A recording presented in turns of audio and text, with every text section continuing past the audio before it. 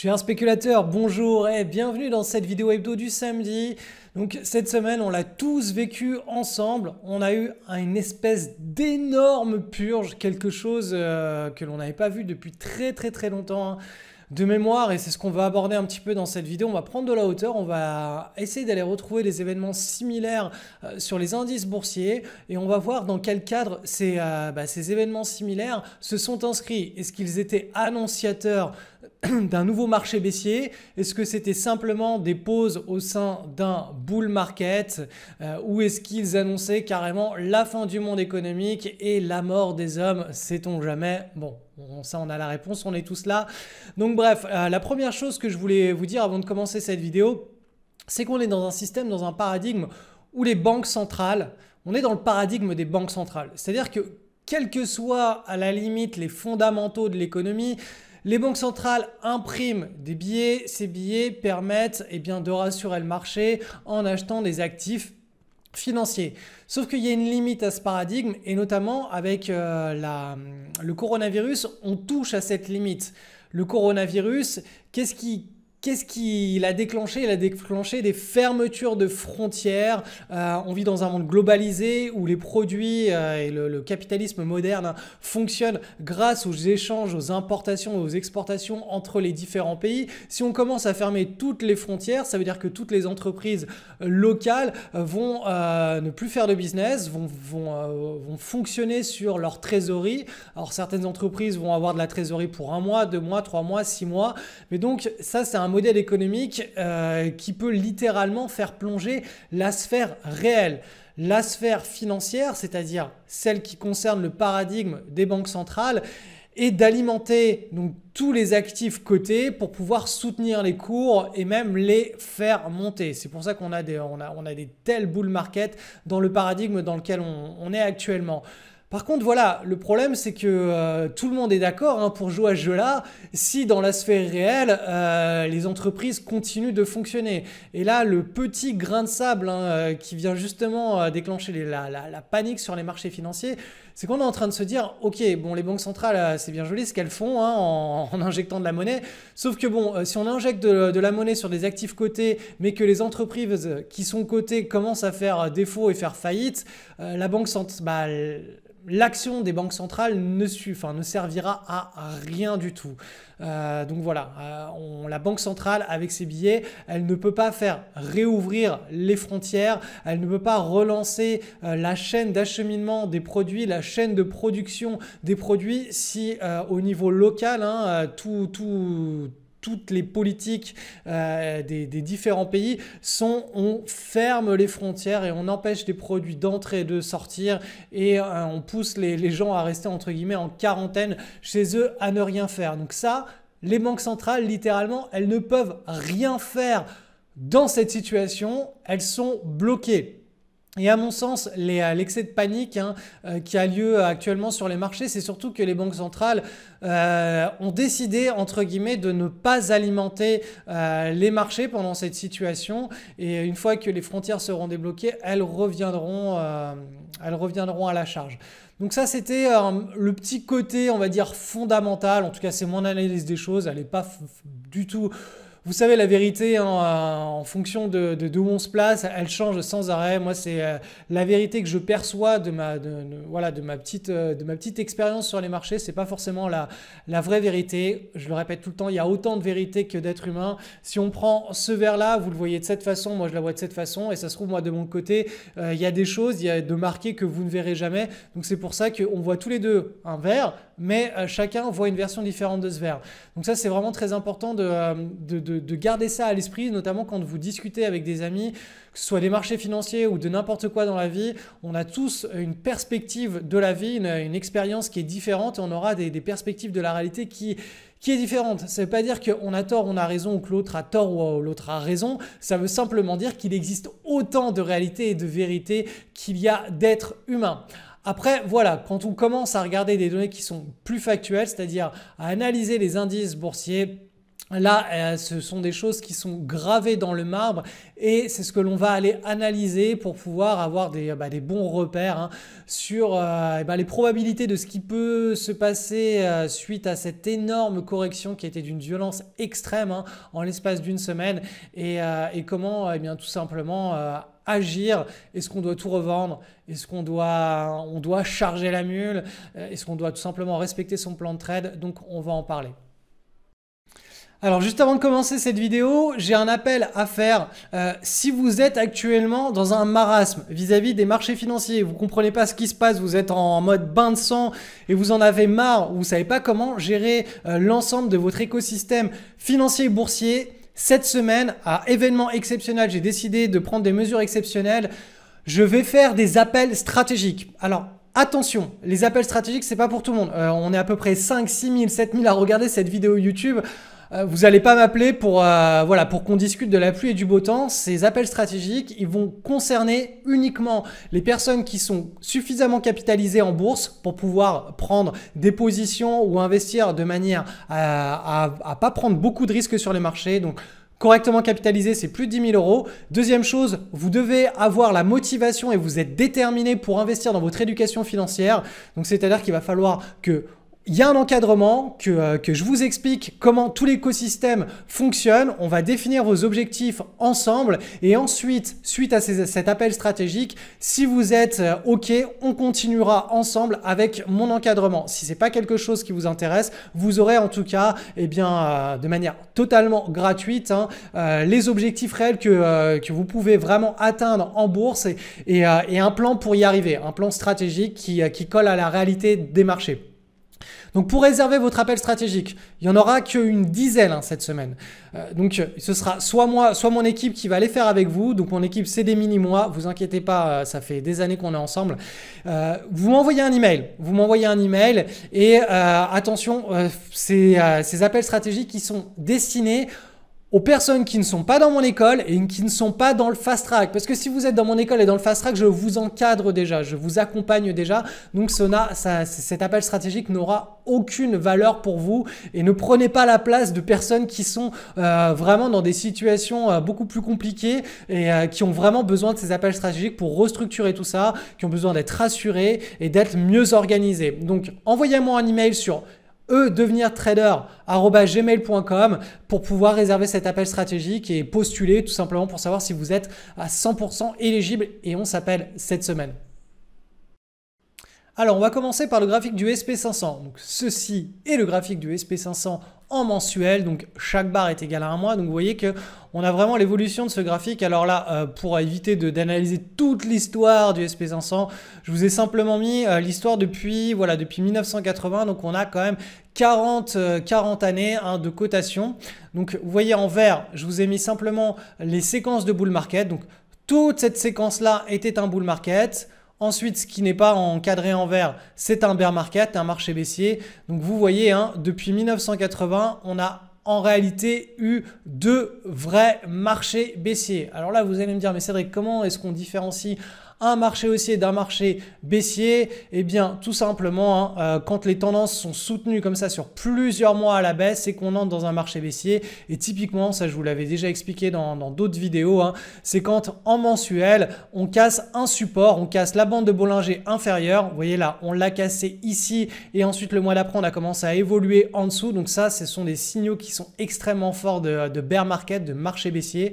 Donc là aussi, on a eu une clôture en mensuel en dessous de la bande de Bollinger inférieure. Ensuite, les cours ont commencé à évoluer. Ça a dégringolé. Regardez où on en est là. Actuellement, on n'a absolument aucun signal de marché baissier.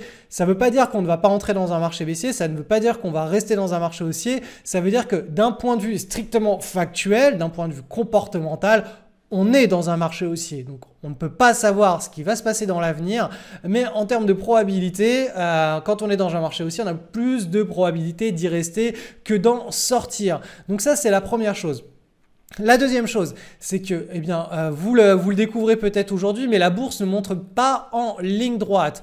Donc, on a des événements que je vous ai entourés en rouge là, qui sont plus ou moins forts. Donc, on a eu ici une forte correction après le lancement de ce bull market. Donc, hop, je vais le montrer ici. Voilà. Tac. Donc, ici, on a eu le lancement du bull market en janvier 1980. Donc, vous voyez, il y a plus de 40 ans. Qu'est-ce qui s'est passé après? On a un tout petit peu monté. Là, on a une correction rampante. C'est-à-dire que ça a été long, ça a été mou pendant pratiquement pendant 2 années. Est-ce que pour autant le marché haussier, le gros cycle séculaire de marché haussier a été remis en question? Absolument pas. On n'est pas rentré dans un marché baissier, on est simplement rentré dans un long range rampant horrible, où ça met à l'épreuve la patience des investisseurs. Mais pour autant, on n'est pas sorti de ce cycle de marché haussier. Deuxième correction, celle-ci est beaucoup plus entre guillemets désagréable à très court terme, mais beaucoup plus agréable à moyen long terme. Pourquoi? Parce que la correction, au lieu qu'elle se fasse en 2 années, elle s'est faite en l'espace de 2 mois. Donc ça a été le crack d'octobre 1987, le fameux crack qui a été d'une violence et qui a ruiné énormément d'épargnants. Voilà, en 2 mois, boum, c'est plié. Après, on consolide et après, on repart très rapidement dans un marché haussier. Donc, croyez-moi, vaut mieux ce genre de situation, vaut mieux que la correction soit d'une violence extrêmement forte à court terme pour qu'ensuite on puisse très rapidement repartir dans un marché haussier, que ce soit une correction très longue et qui dure plusieurs trimestres. Ça déjà c'est le premier point positif de ce qui est en train de se passer actuellement avec le coronavirus, c'est qu'on est dans une situation où boum, on se fait entre guillemets allumer à très court terme et après on peut repartir sur de bonnes bases. On a une deuxième correction de marché ici sur 2 mois. Donc là, vous voyez, la correction de marché, elle est beaucoup moins forte.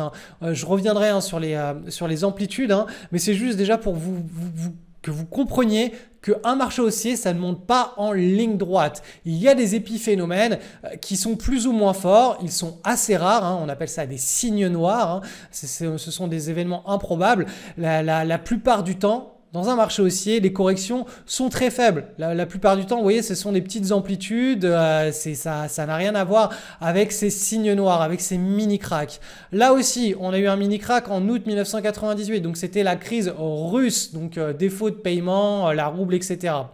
Donc voilà, ça, ce sont les crises donc les plus fortes, pendant les bull market. Après, bien entendu, quand on arrive en fin de bull market, il y a aussi des crises qui se déclenche, donc comme ici, à l'éclatement de la bulle des technologiques. Là, on a une petite crise, on casse par le bas la bande de Bollinger inférieure en mensuel, et là, on a un signal qu'on entre potentiellement en bear market.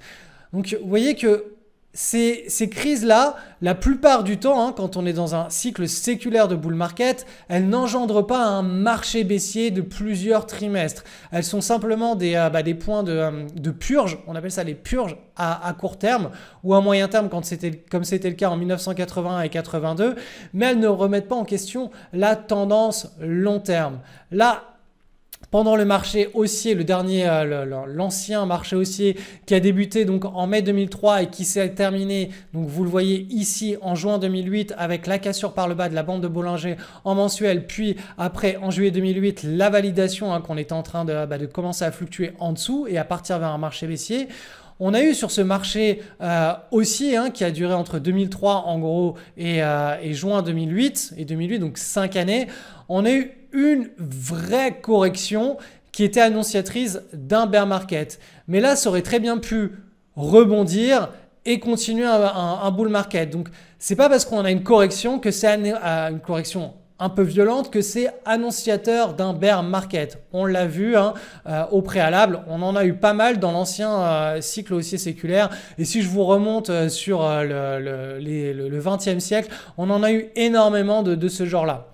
Donc là, qu'est-ce qui se passe? Depuis qu'on est entré dans un nouveau bull market, donc depuis mai 2009, on est entré dans un bull market. On a eu ici, pendant l'été 2011, une bonne petite correction bien violente. Ensuite, on en a eu une autre, on se rappelle tous, c'était à la fin de l'année 2018, donc octobre 2018, en octobre, on a commencé à faire une belle correction. On est allé chercher la bande de Bollinger inférieure et on a stabilisé. Là, qu'est-ce qui se passe actuellement? On est très loin de la bande de Bollinger inférieure. Je vous rappelle que pour qu'on rentre dans un bear market, il faut au minimum, à minima, qu'on la casse en mensuel et qu'ensuite, les mois d'après, on continue d'évoluer en dessous les niveaux de la bande de Bollinger inférieure en mensuel. Là, pour le moment, on en est très très loin. Donc, tous ceux qui me parlent d'un bear market, on n'a pas les signaux d'un bear market, on n'a pas les signaux d'un marché baissier pour le moment. Là, tout ce qu'on a, le seul constat que l'on peut faire, et c'est un constat qui est vraiment objectif, hein, c'est qu'on a une correction violente dans un marché haussier. Ok, on en a eu 2, 3 violentes en un cycle, sur un cycle qui a débuté en 2009, donc ça fait pratiquement 11 ans, 10-11 ans qu'on est dans un marché haussier. On en a eu 3 violentes, dont les 2 dernières sont très rapprochées. Mais c'est pas parce qu'elles sont rapprochées que ça signifie que c'est la fin. Non, non, tant qu'on n'aura pas cassé, je le répète, tant qu'on n'aura pas cassé en mensuel cette fameuse bande de Bollinger, on n'aura pas de signal de marché baissier. Donc pour le moment, à quoi correspond, si on devait retourner dans le passé, à quoi correspond en l'état actuel des choses cette correction? Donc regardez, on est parti d'un nouveau plus haut et on est allé chercher la moyenne mobile à 20 mois. Donc ça, c'est l'amplitude de baisse. La dernière fois que les cours ont fait ça, c'était ici, pendant la crise de l'été 1998. Donc, vous pouvez aller voir sur Wikipédia toutes les crises en mettant au crisis stocks market. Vous allez voir que la dernière fois qu'on est passé d'un plus haut à ici, donc c'est-à-dire à la bande, à la moyenne mobile à 20 mois, eh bien c'était pendant la crise de 98, la crise russe. Le crack de 1987, hop là, on va le retrouver.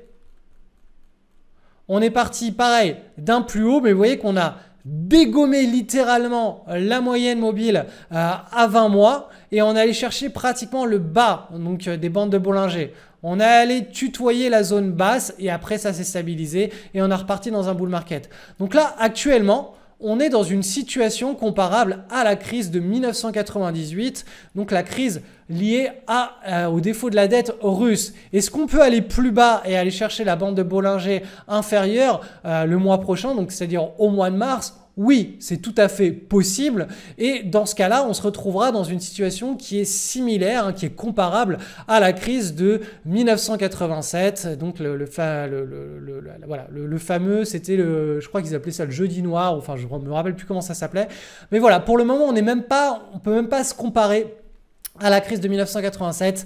Donc voilà, je voulais vraiment prendre le temps de prendre de la hauteur pour que vous compreniez que quand les médias titrent et bataillent comme ça et vraiment essayent de faire peur, les foules, c'est juste pour faire du clic, pour faire de l'audimat, c'est leur manière de tout simplement gagner leur vie, mais c'est pas pour autant qu'on est rentré dans une crise financière en mode crise des subprimes, etc. comme on a pu me le dire cette semaine. Je peux vous dire que tout le monde autour de moi, Cédric, alors on est dans un nouveau crack boursier, un nouveau marché baissier, les marchés vont dévisser de moins 70, moins 80%, c'est la fin du monde.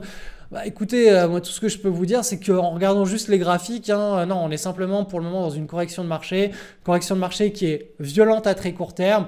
On ne sait pas si le mois prochain, on ne va pas continuer encore une fois jusqu'à la bande de Bollinger inférieure, mais même si ça devait arriver, on serait toujours dans un scénario de correction de marché au sein d'un cycle haussier séculaire. On est dans un cycle haussier séculaire, tout simplement. Alors maintenant, je vais en profiter pour parler de l'événement qu'on appelle le sell-off. Comment est-ce qu'on peut, grosso modo, se dire là, on arrive sur un point bas dans une correction qui est très violente. Donc ça, c'est le genre de choses qui ne marchent, qu'on peut vraiment analyser que quand on a des chutes qui sont d'une violence extrême, comme ce qu'on a eu là cette semaine. C'est-à-dire que ça ne fait que chuter. C'est pas une petite chute lente et ennuyante. Non, c'est quelque chose d'extrêmement fort. Donc déjà, première chose, il faut que ça chute très très fort. Et deuxième chose, il faut qu'on ait un record de volume, comme c'est le cas ici. Vous voyez que là, si on compare sur... alors la dernière fois qu'on a eu ça, c'était ce record de volume là en journalier sur le SP500. C'était, hop, ici. Et qu'est-ce qui s'est passé ici? C'était tout simplement pendant la dernière correction très très forte qu'on a eu en décembre 2018. Vous voyez qu'ici on a eu un record de volume sur à une séance près le plus bas de la correction. Et ça, ce système de sell off, donc vraiment quand les gens ils vendent, et il y a un état de panique qui est extrême, et bien c'est quand la vague elle est très forte et que là on a un record de volume sur pas mal de temps sur le SP500. Ça marche aussi sur les actions. Donc là vous voyez qu'on est dans cette situation là, on est aussi sur un support, donc on a atteint une zone de support, on a retracé de l'équivalent de moins 15, moins 16%, donc on a eu vraiment une retrace très très forte. Donc là, il y a quand même de fortes probabilités pour qu'on ait atteint, en tout cas à court terme, le point bas et on arrive dans une situation, donc là je suis sur du journalier, hein, qu'on arrive sur une situation de rebond comme ceci, aussi intense, aussi fort, un retour de bâton haussier, aussi intense et fort que la baisse ne l'a été. Donc ça, c'est simplement, là aussi, hein, de la psychologie des foules. On peut remonter, voilà, à chaque fois alors il faut qu'on trouve des situations où vraiment on a eu des grosses déconfitures sur les indices en plein marché haussier.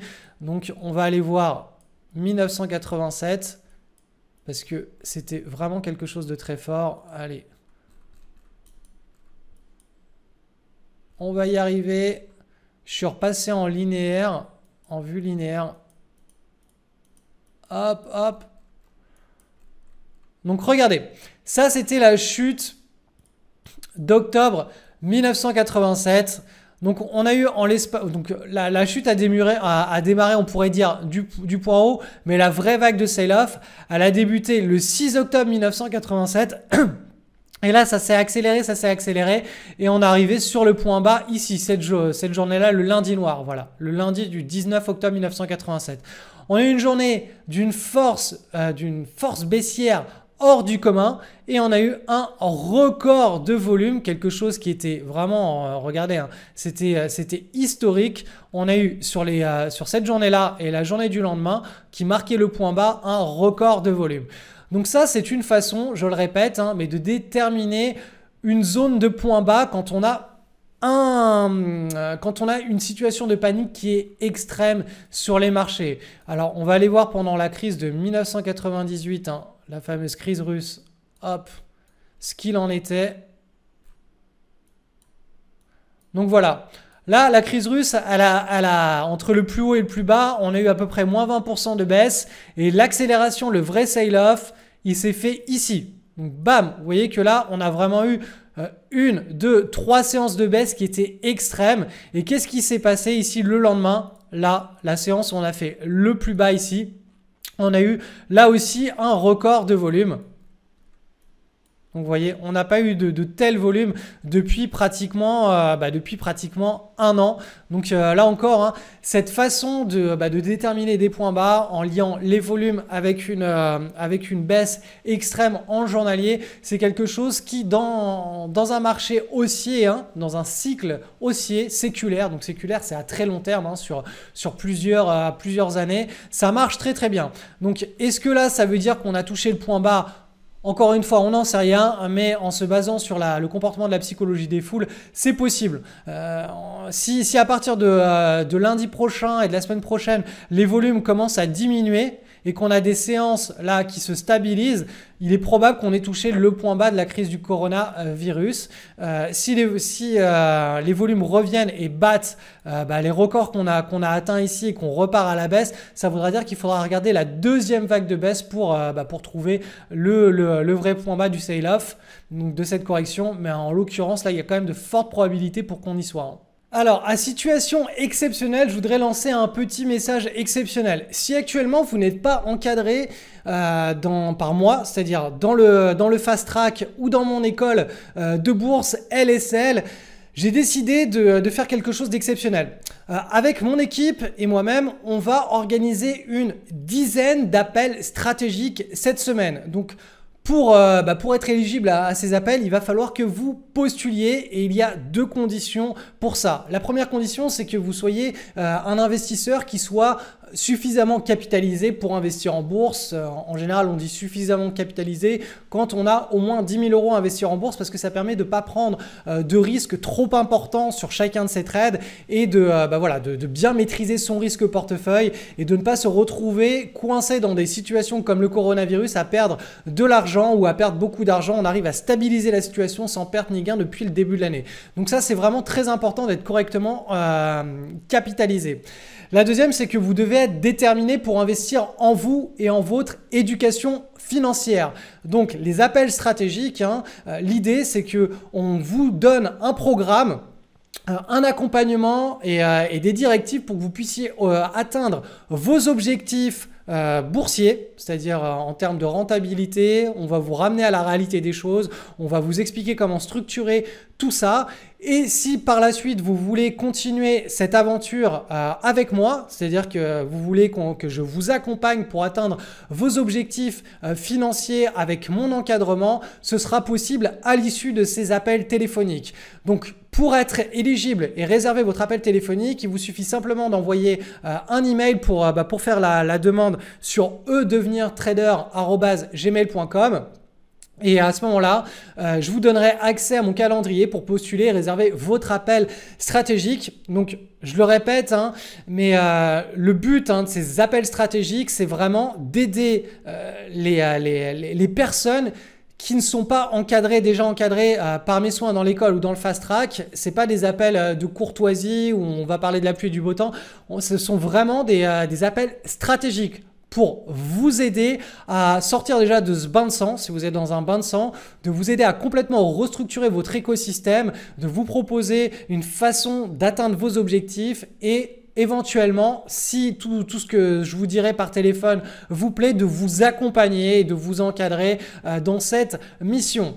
Donc, n'hésitez pas à m'envoyer un email pour pouvoir savoir et postuler, pour savoir si vous êtes éligible à cet appel stratégique et pour pouvoir y postuler. Et puis, on s'appelle cette semaine, donc ce sera moi ou il y aura Farid ou Nico qui vous appellera. Donc, de toute façon, c'est l'équipe, ça fait des années qu'on est ensemble et qu'on travaille tous ensemble, donc ils savent très bien. Si vous les avez au téléphone, voilà, c'est mes, entre guillemets, c'est mes mini-mois.